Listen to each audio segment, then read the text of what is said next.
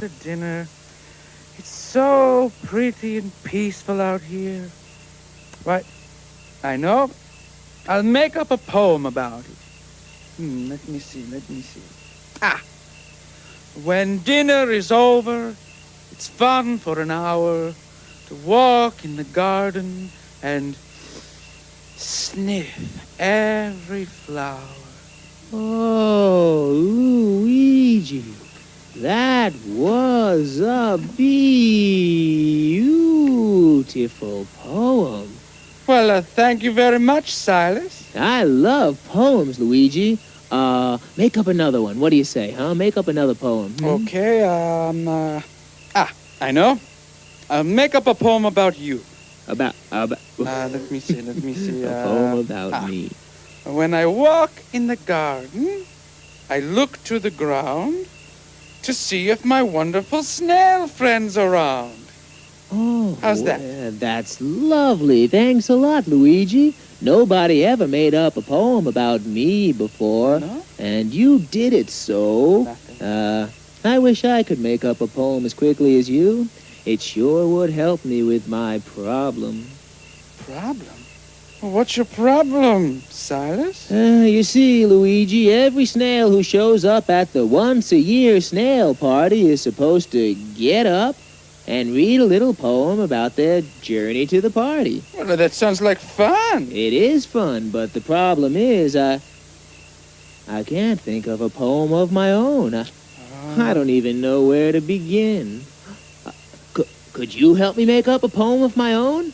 Well, I'd love to help you make up a poem, Silas, but, what kind of poem are you trying to make up? Well, I want my poem to tell all the other snails about how much I love walking across the garden. I want it to... Well, I want it to sound something like this. I love walking in the daytime when the sun warms my nose. And I love walking at nighttime when the silver moon glows. I love listening to the birds as they sing in the trees. And I love when the grass blades dance in the breeze. And I love when a friend comes and I stop for some talking. And I love when it's time to start once again walking. Yep, sure would be nice if my poem could sound something like that. But Silas, that is a poem. A beautiful poem. Sure. Really? Really, and it's even more beautiful because it's what you really feel. Do you mean that I made up a poem? You say I made up a poem? I never made up a poem before, and now I made up a poem. Would you like me to write your poem down for you? Oh, no, thanks. I have a typewriter inside my shell. I'm just going to go in there now and write it down. Thanks for the tip, Luigi. Now, let's see. Well, you're welcome, Silas. My poem about walking to the parties. When W A E N A. It looks like the other snails are going to have to wait a while for Silas's poem. But I have a feeling it'll be worth it. L. Now let me read that back. When a snail. Yep, off to a fine start.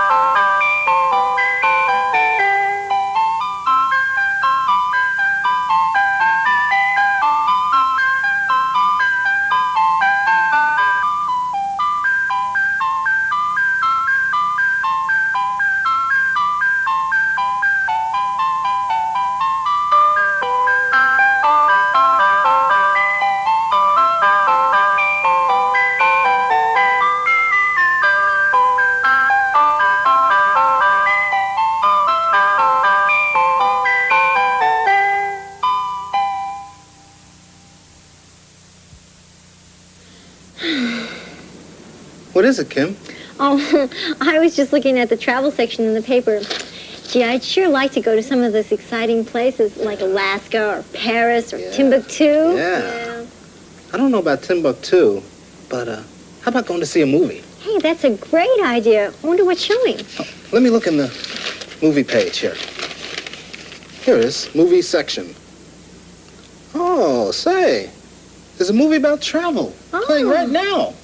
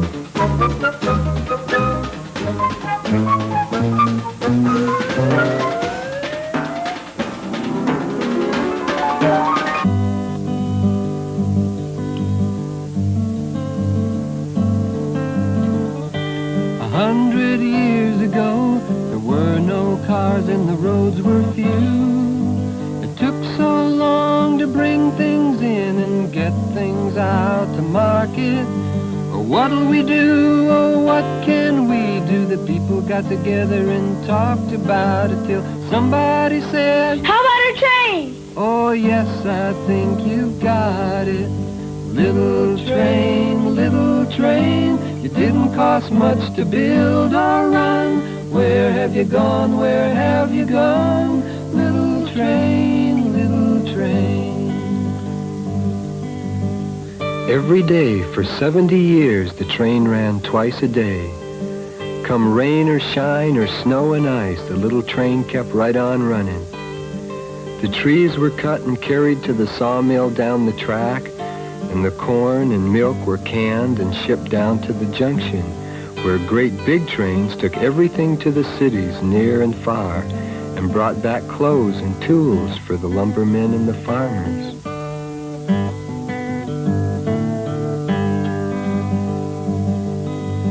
Little train, chugging up the hill.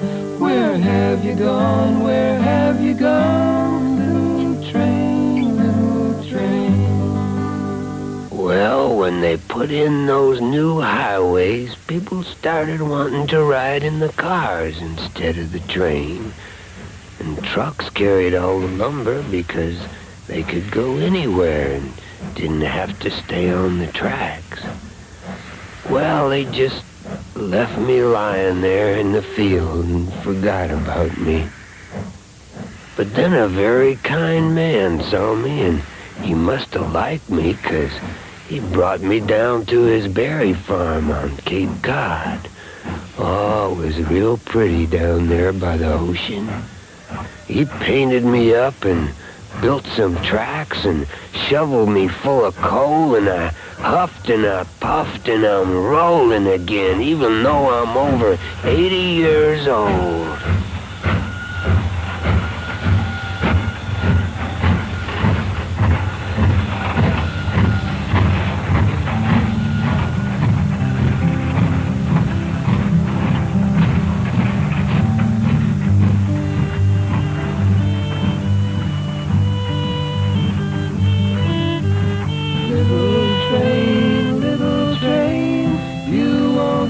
Forgotten. As long as people love railroad trains, you'll never be forgotten.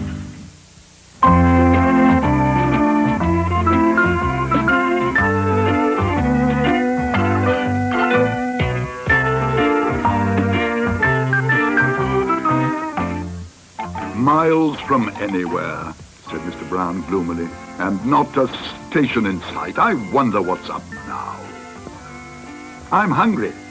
Me too, starving. The Browns' trip to the seaside hadn't got off to a very good start. Having risen early, they found themselves in a train which seemed more intent on stopping than actually going anywhere. Paddington in particular was feeling most upset. In fact, all in all, what with the delays and the restaurant car being full up with impatient travelers, he was glad he kept a marmalade sandwich under his hat in case of an emergency. It was definitely one of the worst emergencies he could remember. Would you like a nibble, Mr. Brown? He asked. I made it in bed last night. No, thank you, Paddington. I'll wait till we get there. Perhaps I'll go and watch the people in the restaurant car, said Paddington. It'll help to pass the time. Be careful. Don't get in the way. You don't want soup all down your duffel coat. But her words were lost as the train got underway at last. In any case, Paddington had his mind on other things. Mr. Brown had promised them lunch on the train, and he'd been looking forward to it as much as the train ride. He'd never eaten on a train before, and the thought of having the two together had been beyond his wildest dreams. As he drew level with the kitchen, Paddington suddenly paused. It was like peering into a different world. A world of clanking pots and sizzling pans, and people hard at work as the train rocked on its way. Even as he watched, a waiter came dashing in from the restaurant and deposited a pile of dirty plates right in front of him. It was as he was removing some gravy from his eye that Paddington suddenly overheard a snatch of conversation from the kitchen. Don't take any more orders for the fish. It's off. I'm not surprised. It's one of them days. Everybody's been asking for it. Some days it's all meat, other days it's fish. Good job I stepped on it. Otherwise, some of them would have been unlucky. Paddington felt pleased he hadn't been eating in the dining car after all. He was a bear with a strong sense of right and wrong, and after directing a very hard stare indeed towards the kitchen, he decided to do something about the matter without further ado. Excuse me, he announced. I shouldn't eat that fish if I were you. It's off. Off? Doesn't smell too bad to me. At least, What do you think, Muriel? I heard the chef tell one of the waiters. They've run out of fish, so he had to step on it. The chef stepped on it? I expect he wanted to make it go further, said Paddy. Disgusting, called the man at another table. Couldn't help overhearing what you said, Bear, and I must congratulate you. Smart bit of work. That's all right, said Paddington doubtfully. It's more than all right. We might have been poisoned. Chef actually jumped up and down on it, so I hear, added a third man. Ground it in with his heels. I'm going, said his companion, and I shan't leave a tip. I shall give it to that bear. I think he deserves it. It's a pity there aren't more about like him. The rest of what the lady had been going to say was lost in a roar of general agreement. A tinkle of coins as everyone rose to their feet. Paddington gazed in astonishment. He'd never seen a restaurant empty so quickly. He hesitated for a moment as he peered at all the money on the table, then decided to be on the safe side and leave it for the waiter. One way and another, there wasn't a moment to be lost. Paddington wasn't quite sure what had happened. But as he went past the kitchen, he noticed a very interesting smell of roast beef. And he was anxious to tell the Browns the good news.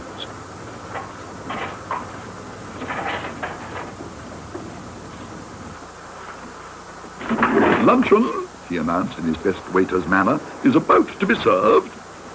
But if I were you, I'd step on it, otherwise the chef might get there first.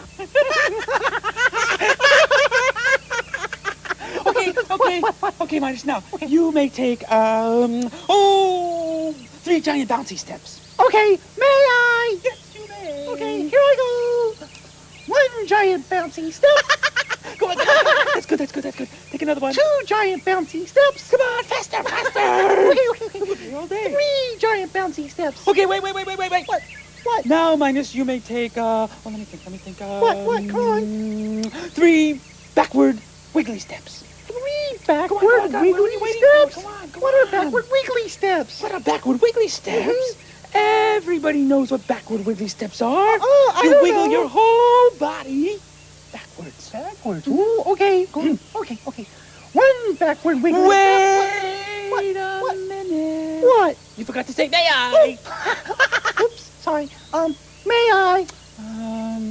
Come on. Okay, yes, you may. Okay, here I go. Go on. 1 backward wiggly step. Good. Do another one. Come on, hurry up. 2 backward wiggly steps. Good. One more. And 3 backward wiggly steps. Wow! Whoa, batten down the hatches, shiver me timbers. Hi, Silas. Whew. Say, step lightly, fellows. What are you boys doing? Oh, we're playing a game. Yeah, and it's a lot of fun. It's called May I? May I? Yeah. Say, can I play with you so that I can teach it to the other snails at the once-a-year snail party? Sure, Silas. And you can even be it. Wow, thanks a lot. Now what do I do?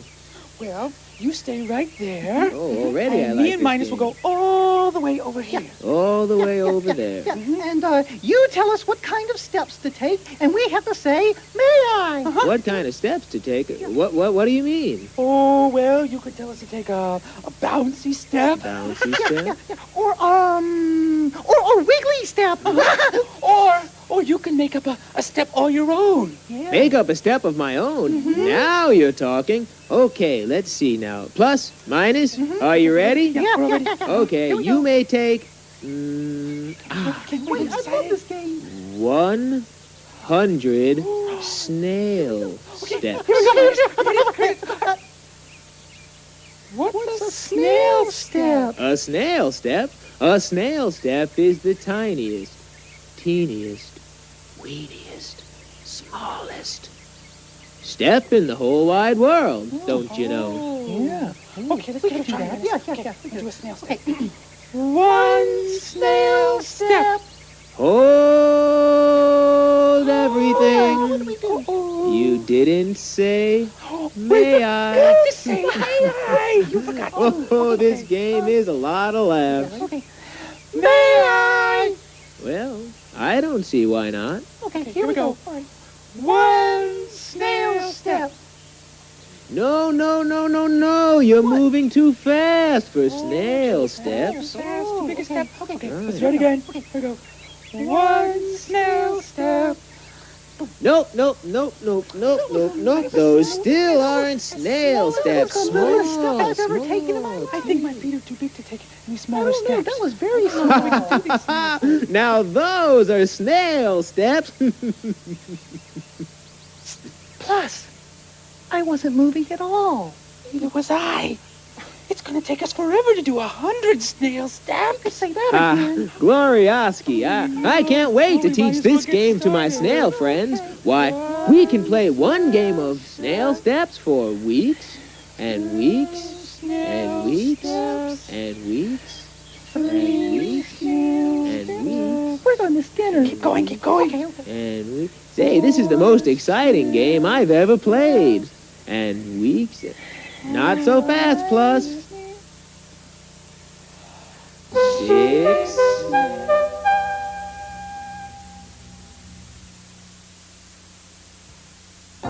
Pinwheel will return after these messages. On the next Standby Lights, Camera, Action, find out how they made all those weird alien slaves for Jabba the Hutt. When we first started doing design work on Jedi, we just started making monsters, just weird and horrible monsters. And then we'll go on the set of Monty Python's The Meaning of Life. Let's go to the movies. Standby Lights, Camera, Action. Sunday at 1 Eastern, 10 a.m. Pacific. Only on Nickelodeon.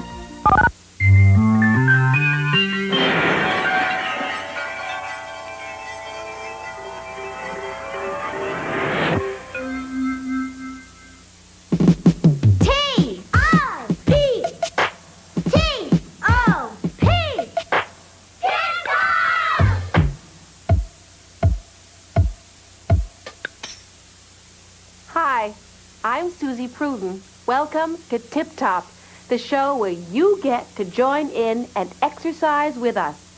Let's begin with a song about a boat.